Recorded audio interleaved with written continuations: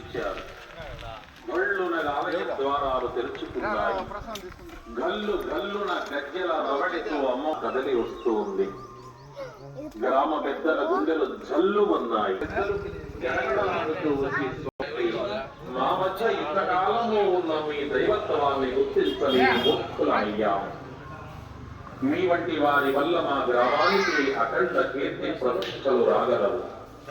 మీరు మా గ్రామంలోని ఉండిలో వారిని ప్రార్థించి బ్రహ్మం గారిని ఒప్పించి సువిశాలమైన మఠాన్ని